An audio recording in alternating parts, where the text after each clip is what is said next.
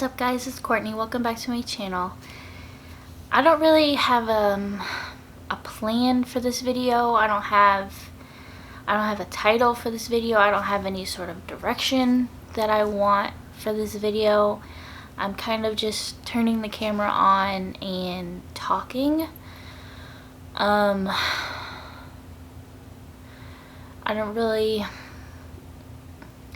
want this video to be as like real and raw as I can make it. So if I seem kind of all over the place or jumbled or kind of going out of order with things, we're just gonna have to deal with it. But I do know I want to make this video to help people that are, sorry, there's people outside doing yard work and stuff. But I do know that I want to make this video to help people that are dealing with the same thing that I'm dealing with, that are going through the same thing I'm going with, that are coping with the same thing that I have to cope with, and that is losing a loved one, losing a parent. I'm going to talk about how I cope with losing my dad, the times that he's come to visit me, dreaming about him, all that stuff. I'm hoping maybe this will help someone, even if it's just one person, to know that they aren't the only person and that they're not alone, that you're not crazy or just stuff like that. I just want to be able to help at least one person with this video. Yeah, I mean, I don't really know what else to say. Here comes Muffy. So in this video, I'm not really going to go into how my dad died. That might be another video that I do. I don't know.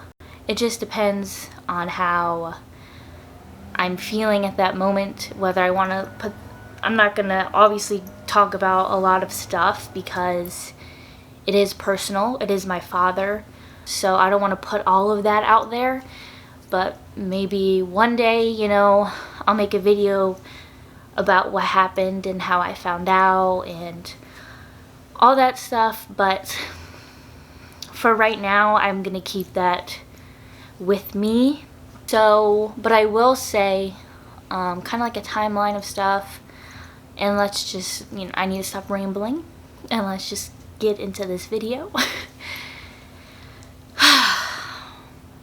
So my dad died September 23rd of 2018. That is what, September, October, November, December, January, February, March, April, May. This month it'll be 8 months since he's been gone. So he passed away September 23rd. It was a Sunday. I had to work that day. I obviously called my work, sobbing. I told them I might be able to go into work that day, but they absolutely refused to let me go into work. I honestly don't remember much of that day. It's kind of a blur to me. What I do remember is that I was in shock. And I still think I am in shock. Yeah, so that day was a complete blur. A week later, the following Sunday, was my 24th birthday. My first birthday without my father. But my friends and family made sure I had a really good birthday. I appreciate everybody who did that for me. A week later was my birthday. The day after my birthday, October 1st, he was cremated. And then October 14th was his celebration of life. That's pretty much all like the big events. I am the next of kin for him, which, if you don't know what that means, it's basically the person, I don't know how to explain it. So my dad wasn't married and I was his only child. So anything that needed to be done for him had to go through me. I had to sign to get him cremated, which was a thing all on its own. I couldn't even believe that anyways. So I had to sign for him to get cremated. I have to talk to, funeral people, police officers, everybody involved with the death of him. Everything pretty much had to go through me. Obviously, I included my family in every decision and everything that we did. I'm not gonna, sign off on things without talking to my family first. That's just not... I'm gonna talk to my grandma and my grandpa and all of that before I decide to do anything, because they lost someone too. They lost their son. My aunt lost her brother. My cousins lost their uncle. So I refuse to make any decisions without talking to them first. But anyways, so that's kind of the timeline of stuff. I kind of want to talk about the times that he came to visit me, or he comes to visit me. That's really what helps me cope and get through this, is knowing he is still around me and he still drives me crazy and he still likes to mess with me and all that. So the first thing that happened was, so he died the 23rd, which was Sunday, like I said. Tried to go to work the next Monday and I couldn't even function at work. My brain was just, I couldn't open the restaurant, which is what I was supposed to do. I couldn't do basic normal things that I always do. I could not figure out how to do them. So I got sent home early, thank God. I took about, I want to say 2 or 3 days off of work to just kind of try and get my head right so that I could go to work.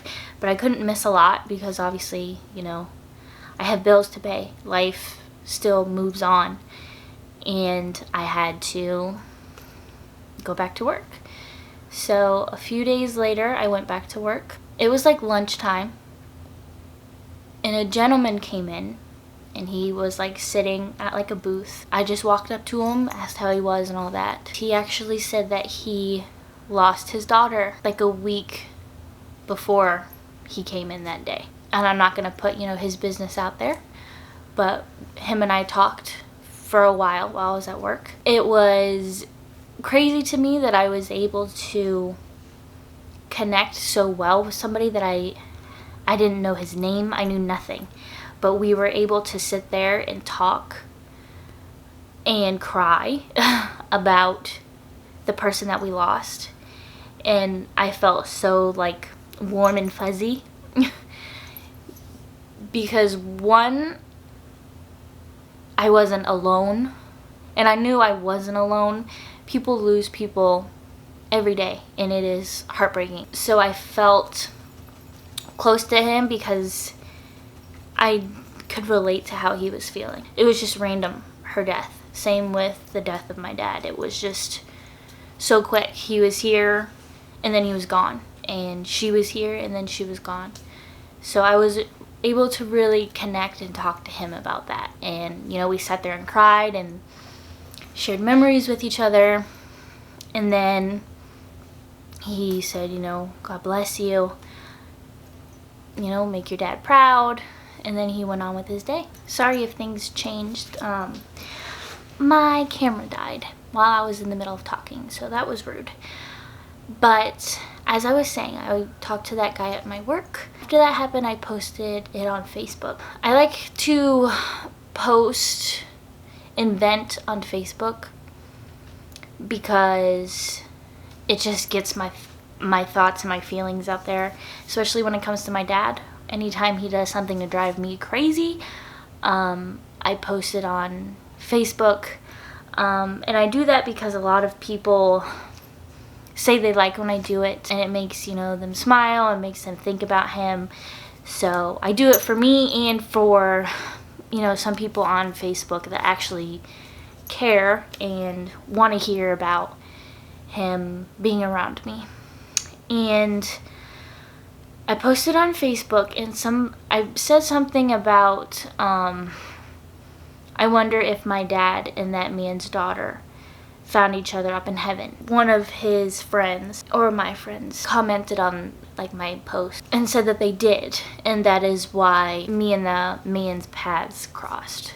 That's why he came in to my work that day. That's why I found myself going over and talking to him, is because they found each other in heaven and they wanted us to find each other here and help each other in that moment to feel better. I 100% agree with that.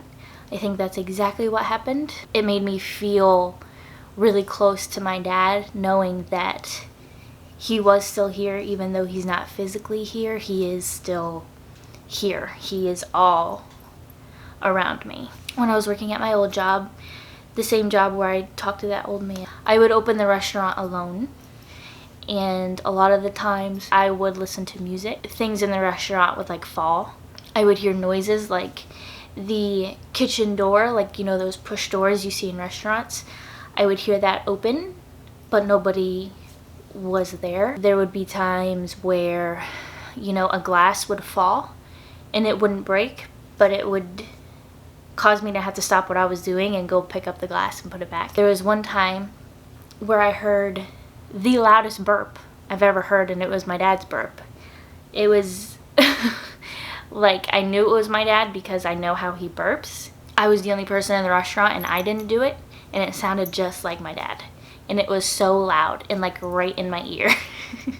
After he passed away, a lot of his friends, you know, would send me pictures, or I would ask everybody, you know, send me pictures of my dad. I want to see memories. I want to see stories that you have with him. And I had one video sent to me, and it was of a butterfly. Normally when they come out of their little like cocoon thing, they fly away. But this particular butterfly like stayed around, and they dedicated that butterfly to my dad, and they sent that video to me, and I absolutely loved it, and I knew my dad absolutely loved it. I see butterflies everywhere. There's always some butterfly around. Whether that's a coincidence, I don't know. I don't think so. I like to tell myself that that's my dad, just flying around, visiting everybody, just hanging out, having fun.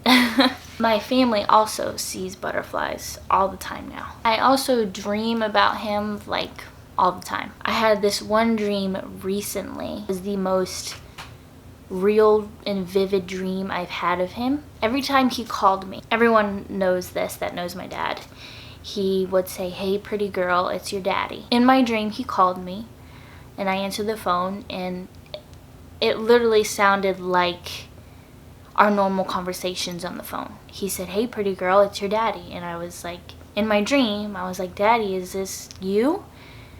And he was like, "Yes, I miss you so much." In my dream I started crying and we talked on the phone. The dream lasted, it seemed like maybe 2 minutes, and then I woke up. And it was so real that I had to check my phone, see if that conversation actually happened. Because it felt so real, I was like, there's no way that he's gone, because I literally just talked to him on the phone. But obviously I checked my phone and I had no calls to my dad. It made me very sad, but I was also happy that that happened, because I knew that was his way of reaching out to me and saying, "Hey, I miss you." He knows I miss him too. At that same time, I was in Georgia when I went on my little road trip. Remember, I told you guys about that. I took some of his ashes with me because I decided that I would take a little bit of his ashes and spread them wherever I travel. Because when he died, I decided that I would live and do all these things for him.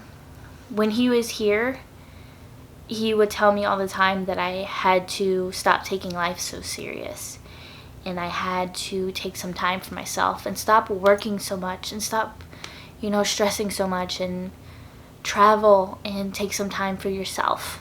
So that's what I've been trying to do now, and that's why, you know, I started YouTube, to do what makes me happy And I know that's what he wants for me to do. After that dream, and I went outside and I had some of his ashes and I spread some of his ashes in the mountains. It was beautiful and it was great, and I was sad, but I felt him. He was here with me. He was around. So that made me feel better. But I do dream about him, and most of the time it is when he's playing the drums and I'm just kind of sitting there watching him play the drums, because that was his passion. That's what he loved to do. So my dreams are always, you know, it's just him playing the drums, and then he just looks up at me and he smiles at me. And then he just looks back down, and then I wake up. I think I dream that part because that's what he used to do when I was a little kid, and I would go and watch him play the drums. He would always, you know, be looking down, counting, focusing, and then he would look up and smile at me, and then he would look back down. Music also helps me cope a lot. I play so many songs that he showed me growing up or that remind me of him. And there will be times where I will just like be driving and I'll turn on the radio and a song will start playing that I haven't heard in years. I will remember a memory with my dad with this song, and I will just like start crying, but I'll start smiling because I'm like reliving that memory. And then I add it to like my my playlist on my Spotify. Another thing that happened was recently, I want to say a month ago. He loved pretty skies, like sunsets, sunrise. Anytime the sky was different colors, he would always take pictures of it. So anytime the sky is a different color or there's a cool little pattern in the sky, I say that that's him, and he is making the clouds and the colors look like that, and it's his own little masterpiece. There was one time I was at the beach and the sun was setting and the skies were different colors. I was thinking about him and how much he would like what it looks like right now. And then I remember thinking, you know, Dad, you should make a heart in the sky for me. I like looked away. I kind of forgot about it for a second. And then I looked up and there was a heart in the sky. A little sideways heart. I'll put the picture up so that you guys can see. The picture does not do it any justice. I lost my breath when I saw it. And I was like, wow, he really is here. He's really doing these things. So those are some things that help me. I didn't say this in the beginning, but I'm not saying this stuff to get any kind of sympathy. I'm literally just saying these things to maybe help somebody. Like I said, it is a lot easier to cope when it feels like they are still here. I will literally still post on his Facebook wall that he's here. I will talk out loud to him. I will sometimes hear him talk back in my head, if that makes any sense. Or I will just feel like a calming feeling. And then I'll know, you know, he's listening, he's here, he knows what I'm saying, and it's okay. There have been times where I'm in the car listening to music and I'm sobbing. And I'm just like, you know, Daddy, I missed you. Are you still there? And then all of a sudden I'll have a big smile on my face, and I won't even know that I'm doing that big smile until I'm like, why am I smiling right now? And I know it's because of him, because he's making me smile. And he's like in me trying to bring out some kind of happiness and showing that he is here and that he misses me and we're together even though when he's not actually here. And I am half of him. I have his eyes, I have his nose, I have his face, I have his hands. That was one big thing when I was growing up, was our hands. He would always put his hand next to mine, and we had the exact same lines on our hands. I always think about the stuff that he is going to miss, but just because he's not physically here doesn't mean he's going to miss it. As much as I would love for him to be here and love for him to, you know, walk me down the aisle when I get married one day, see me have his grandkids, he is gonna still see that stuff. Even though physically he's not gonna be here, I know when all that happens, he's going to be around. So he's not actually missing anything. I hope this kind of helps.